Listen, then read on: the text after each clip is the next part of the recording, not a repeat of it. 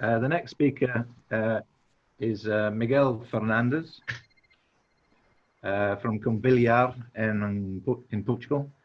I think, Miguel, you are also a PhD student? Yes, also in the first year. Okay. You are going to speak on CFRP use in SLV propellant tanks. So first of all, good morning.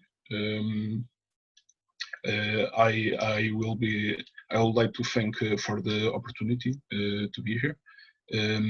Today I'm going to talk about the design and structural analysis of a carbon fiber reinforced polymer propellant tank concept for a space launch vehicle. But first, a little bit of background on propellant tanks.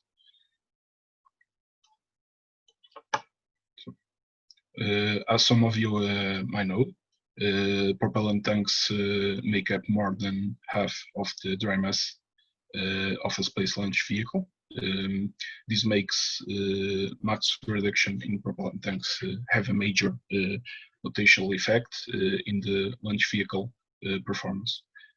Composite materials, particularly carbon fiber reinforced polymers, exhibit superior specific strength and specific stiffness than the currently used metallic alloys, while possibly still being 30 to 40% lighter. Also, it is estimated that up to 25% cost savings can be achieved through part and assembly number reduction, and also the development of layup automation and autoclave curing technologies. Composite propellant tank research started for application to winged launch vehicles. Unfortunately, none are in active development or are expected to be soon. Most of the currently operational vehicles and those in development use cryogenic propellants due to their superior efficiency in the burn. As it can be seen, the main propellant tanks occupy most of the launch vehicle volume and are therefore central pieces in its design. Propellant tanks are mostly cylindrically shaped to better utilize the space inside a missile-like vehicle whilst holding the propellant under pressure. In vertical launch vehicles, they usually double as the main structure become load-bearing or integral propellant tanks. In addition, because of the long cylindrical shapes, stiffness is as important as strength to avoid backlink. Hence, they are expected to endure mostly axial compression and stresses resulting from internal pressures. Unfortunately, some difficulties have slowed the application of composite materials to propellant tanks. Permeation comprises the diffusion of the propellant gas through the laminates.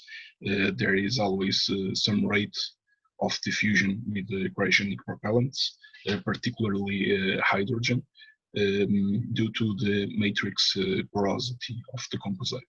But laminates that can avoid micro cracking and internal manufacturing imperfections have been tested and achieved acceptable diffusion rates, at least for launch vehicle application. Leakage can occur through the matrix porosity, delamination damage, and accumulation of micro cracks between the matrix and fibers. Micro cracks can be caused by several means, like different thermal expansion coefficients of the materials of the composite during thermal load cycles, or by lighter impact damage. Oxygen chemical compatibility is an issue for launchers. because organic materials can ignite in strong oxidizing environments with the right conditions. All CFRP materials fail simpler flammability tests. However, extensive coupon testing has been done for the United States Space Agency and the United States Defense Department, and the performance of some CFRP materials is close to acceptable in this regard. Here we have the study layout. The geometric and the performance data of a space launch vehicle is needed to calculate flight loads to which the propellant tank will be subjected. So the starting point is a small space launch vehicle design being developed in parallel with this work. Next, an aluminum tank concept was designed for baseline comparison, followed by a CFRP propellant tank design. With the tank geometry defined, the respective finite element models were created and simulated to assess the static strength and static stability behavior, taking into account factors of safety that are normally used in a space launch vehicle design. This is the concept of the launch vehicle. Today's electronics allow for the construction of micro and nano satellites that perform useful functions. Currently, there is only one launch vehicle in the entire world that has a dedicated capability to deploy these small satellite classes. Sorry. Therefore, this design was made for the dedicated launch of small payloads up to 20 kilograms to orbit. It is a 3-ton gross mass, two-stage expendable vehicle with composite construction and cryogenic propellants. This here is the upper tank of the first stage, and is the one that is being analyzed in this work. Here we have the aluminum baseline design. The fabrication is assumed to be through forming and welding. It has a wall thickness of 1 millimeter.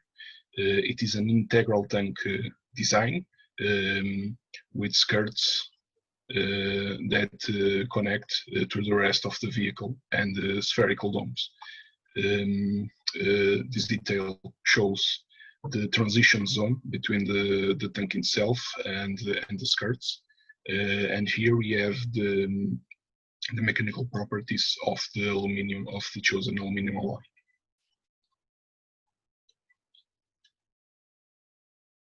For the composite tank, the overall dimensions are the same. No sandwich construction was used to avoid delamination caused by trapped gases due to the permeation.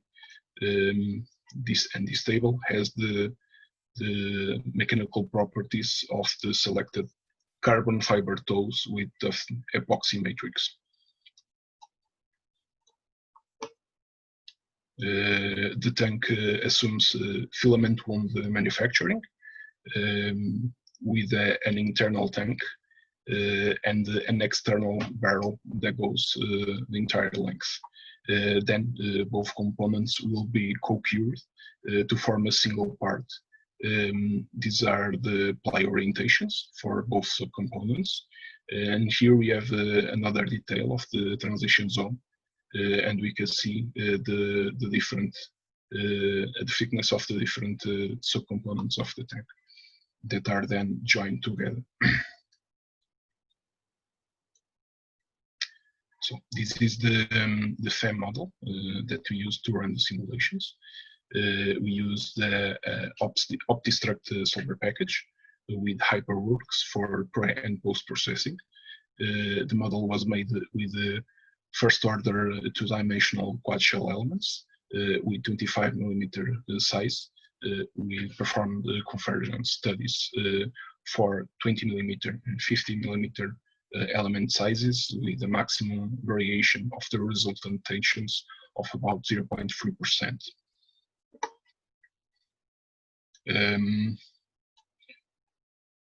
Sorry.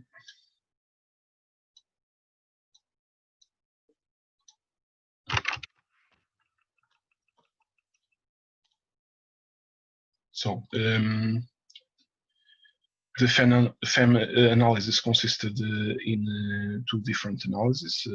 First, static strength analysis. We choose the linear static solver. The output of this analysis was the von Mises distortion energy criterion for the ductile metallic tank, and the Hoffman failure index quadratic criterion to assess the different tensions in the CFRP orthotropic laminates. Also a statics instability analysis, which uses a linear backlink solver, which just extracts eigenvalues using the Lanczos method. The first positive eigenvalue provides the factor of the load at which the structure will buckle for the respective load case, assuming no imperfections. So here in the first table, sorry, the slides are going forward? We're still on the FEM model, propellant tank. Ah, okay, sorry, something went wrong here. Just a minute. Okay. Cool. So again, two types of analysis: static strength and static instability. These were von Mises distortion criterion for the ductile metallic material, and the Hoffman failure index, which is a good aggregator of the different stresses in the ply laminates for the CFRP tank. And static instability analysis with eigenvalue extraction, and the first positive eigenvalue factor of the load for the determination of the point at which the tank will buckle. So here we have the first table, contains the maximum resultant flight loads and internal pressures. MAOP is the maximum expected operating pressure. It already contains the hydrostatic pressure contribution inside the tank, and MSAP is the defined minimum stabilizing pressure. The second table has the load case definition. So first load case is only to assess the behavior of the tank under maximum pressure and has no flight loads applied. The second load case accounts for the tank operating near the minimum pressure, where the maximum compressive stresses might appear, and has no safety factor applied to the pressure load. The first load case has all loads at full strength with the appropriate factors of safety. The fourth load case has no internal pressure or factors to assess the structural behavior in case of critical pressure drop. Regarding the factors of safety, they are different from metallic and composite materials. Metallic load cases have separate factors of safety for yield and ultimate allowables. And for composite, we have different factors of safety for continuous zones and discontinuous zones. In this case, the discontinuous zones are only where the skirts meet the rest of the tank. And a backlink knockdown factor of 0.65 was used according to normally used factors of safety for the design of launch vehicles. So here we have the general results. The comparison between the final aluminium and composite tank masses shows that the mass reduction was about 45%. We can confirm that load case 3 is the critical one, having the highest stresses at the lowest buckling margin of safety. The two bottom rows show the results with greater ultimate strength and discontinuous zones factors of safety. Here, the two left side images show the criterion results for both tanks at load case 3 with the greatest factors of safety. The aluminium tank is stressed close to the ultimate strength of the material. In the composite tank, only the zones with discontinuities are relevant for this factor of safety. This was the limit load that led to an increase in the composite interior tank thickness during the design process. Therefore, the final composite design is lightly loaded. The two right side images show the criterion results for load case 4 for both tanks, where the internal pressure is 0. Comparing both load cases, we can see that the internal pressure is the most critical load, since the other load cases have a similar stress distribution to load case 3. Here you can see load case 3 stress distribution with the lower yield and continuous zones factors of safety. While to the right, we have buckling failure modes for the same load case with margins of safety. Buckling behavior is similar for the other load cases. Basically, it fails near the bottom skirt. We couldn't find any positive eigenvalues in the first load case. This is probably due to the stabilizing effect of the internal pressure and no other significant loads being applied to the tank. The composite tank concept is lightly loaded. This is due to the necessity of to increase ply layers. The case of the internal tank subpart, this was done to decrease in-plane shear stress concentrations at the discontinuous zones where the skirt mirror meets the internal tank. In the worst load case 3, as to the external barrel subpart, the increase of plies was due to the increase of rigidity of the composite tank at the skirts for buckling knockdown factor compliance. Also, the internal tank ply orientation is optimized for the spherical domes and not so much for the cylindrical area. Finally, we can say that an equivalent CFRP composite design has been achieved with 35% mass reduction. The thickness of the composite tank is greater than its aluminium counterpart, even though no sandwich construction was used. This concept has potential for further mass reduction. For example, stiffeners can be applied to the external barrel to increase rigidity and allow ply reduction. We believe that small launch vehicles can benefit the most because benefits the most from composite components because of the trend of the mass ratio of launch vehicle becoming worse with the decrease of the launch vehicle total mass, leading to a small structural efficiency in small launch vehicles. This study was funded in part by FCT, and we would like to thank Altair for providing the necessary software that made this work possible.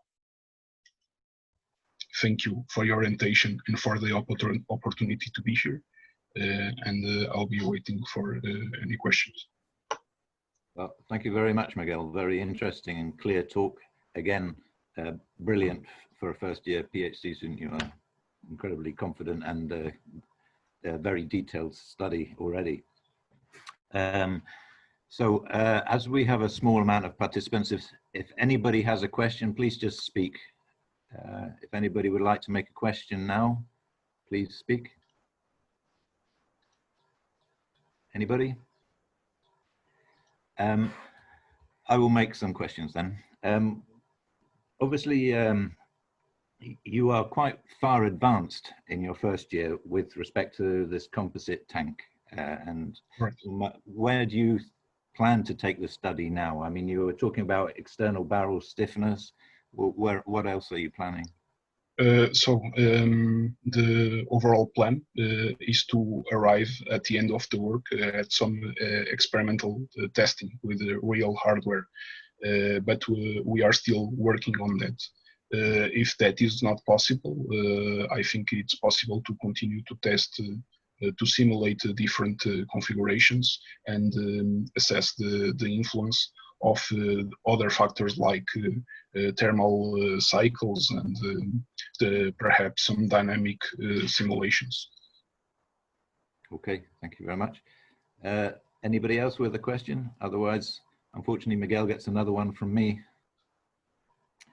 Okay, my other question was, could all this work be transferred to different applications? For example, I mean, hydrogen storage in tanks for vehicle applications, for example.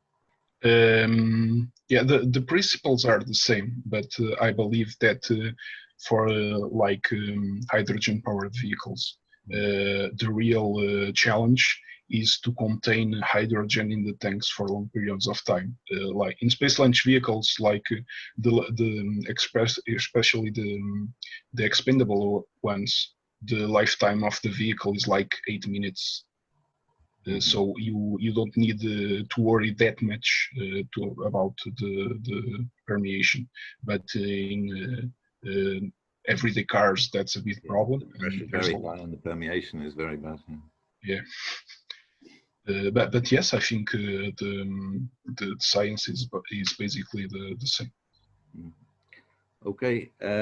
Any last questions? Otherwise, I will thank everybody again. Anybody? Nobody? Okay. Well, thank you both to all the speakers for this afternoon, and thank you for participating and for your beautifully clear talks. So thank you very much.